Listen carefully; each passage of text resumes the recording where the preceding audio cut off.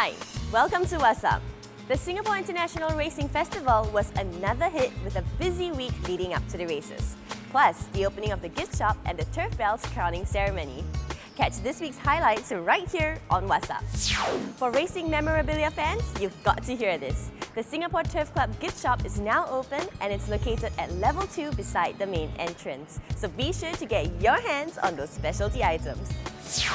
The gift shop at the Singapore Racecourse is now open. The opening was preceded with an auspicious lion dance performance, after which lucky items were presented to executive management. This was followed by the ribbon cutting, marking the official opening.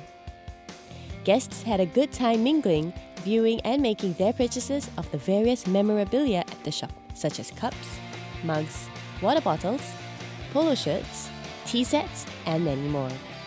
The gift shop is located at level 2 and is open during Singapore race days. Get your hands on these collectible items today. The results of the Turf Bell's 2014 search are finally out. If you've been following the Turf Bells closely, then don't miss out on the results of the event. We have it right here on Whazzup. From the audition, training, roadshows to challenges, the 13 gorgeous Turf Bells have come a long way. At the crowning ceremony, the ladies were at their best as they strut the catwalk before the guests. 10 Turf Bells walked away with consolation prizes of a horseshoe and $900 cash each. Everyone was getting anxious when it came down to the top 3 positions. The second runner-up, first runner-up, and winner earned a horseshoe charm, and $1,500, $3,500, and $6,000 cash respectively. I would say the Turf Club experience for Turf Bells have been very interesting and refreshing, and it's something very new, and all of us have learned something that will help us next time. This is one of the first and actually the best contests I ever joined in my life because of the horse riding, the prizes, and so many friends I've met. And thank you for all the crew members, especially you guys who helped us throughout the thing. Without you, without Turf Club, we are nothing. I think that the Turf Bell challenges were really unpredictable, and it was in itself a challenge because we all had to put in a lot of effort to make the marks, and I think it was rewarding in the end because all the experiences that we made were really good.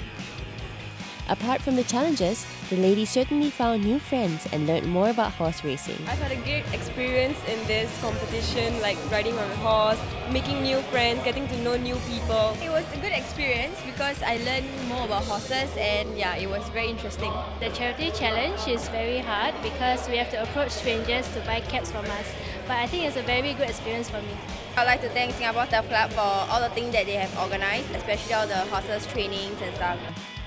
Do stay tuned to Whazzup to catch the next edition of Turf Bell Search. The biggest event of the year at the Singapore Turf Club created history again.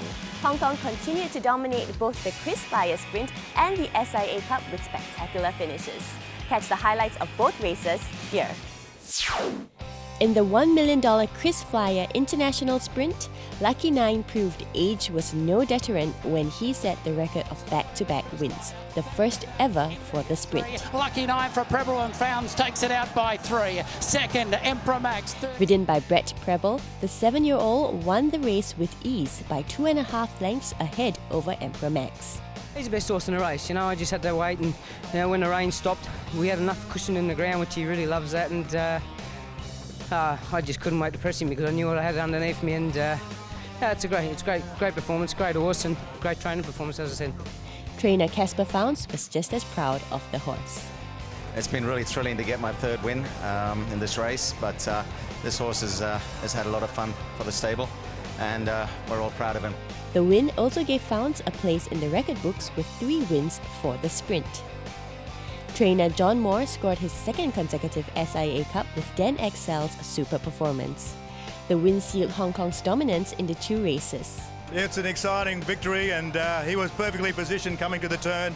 He just came around the Japanese horse, and I didn't think he was going to win by as much as he did, but he did, and all I can say is congratulations Hong Kong, and thank you Singapore.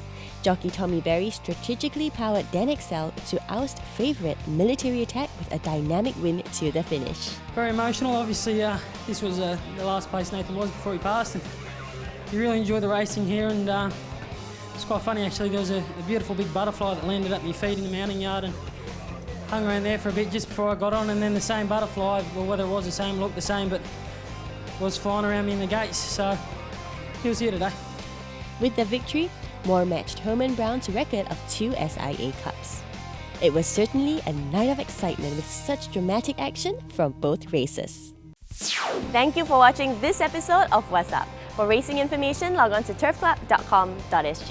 Bye!